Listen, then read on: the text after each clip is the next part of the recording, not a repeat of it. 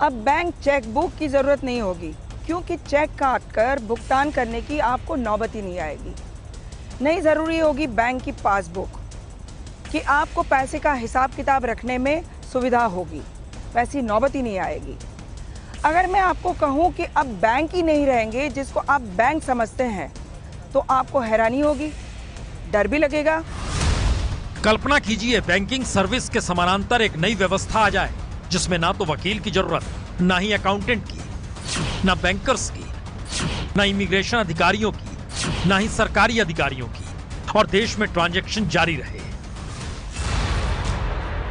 जी, ये virtual currency का खेल है और दुबई इस टेक्नोलॉजी से जुड़ चुका है और 2020 तक उसकी पूरी ट्रांजैक्शन वर्चुअल यानी ब्लॉकचेन टेक्नोलॉजी पर ही अटकेगी।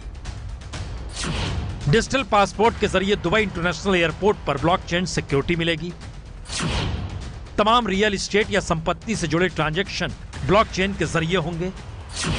किराए से लेकर टेलीकॉम बिल तक आप ब्लॉकचेन के जरिए जमा कर पाएंगे। और अक्टूबर में तो दुबई ने अपने नागरिकों के लिए क्रिप्टो करेंसी जारी की, जो ई कैश यानी डिजिटल कैश है। क्रिप्टो करेंसी का मतलब है ट्रांजैक्शन के लिए कोई मिडिलमैन नहीं चाहिए।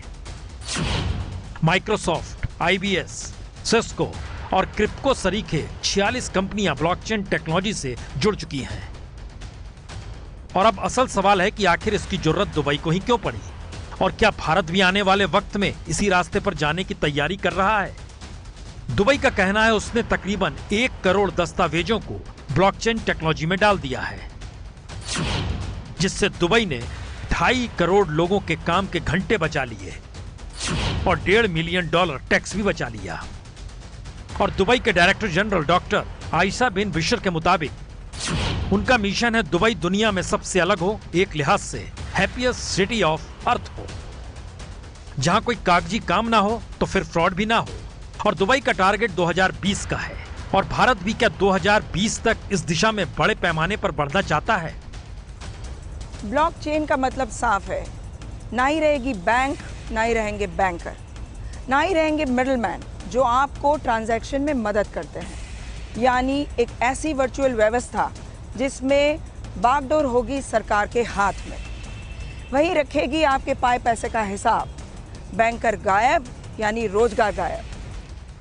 तो आखिरी सवाल यही है, क्या यह भारत जैसे लोकतांत्रिक देश में संभव है, या फिर भारत भी इसकी तैयारी कर रहा है और आने वाले वक्त में कोई मिडिल मैनेजमेंट जॉब रहेगी नहीं। यह सिर्फ एक सवाल है, पर इसकी गंभीरता इससे भी समझी जा सकती है अगर भारत में असमानता चरम पर है, हालातों ने 1921 वाली स्थिति को पकड़ लिया है, तो फिर कई थ्योरियां हैं।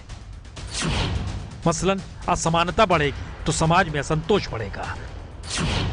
असंतोष करप्शन से लेकर लूटपाट की स्थिति भी बनाएगा, और पैसों वालों को राहत के लिए ब्लॉकचेन टेक्नोलॉजी फिट बैठती है।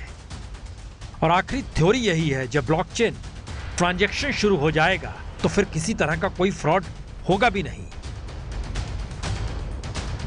पर सवाल तो यह है, भारत जैसे 125 करोड़ के देश में ब्लॉकचेन टेक्नोलॉजी का मतलब करोड़ों लोगों को बेरोजगार करना भी होगा।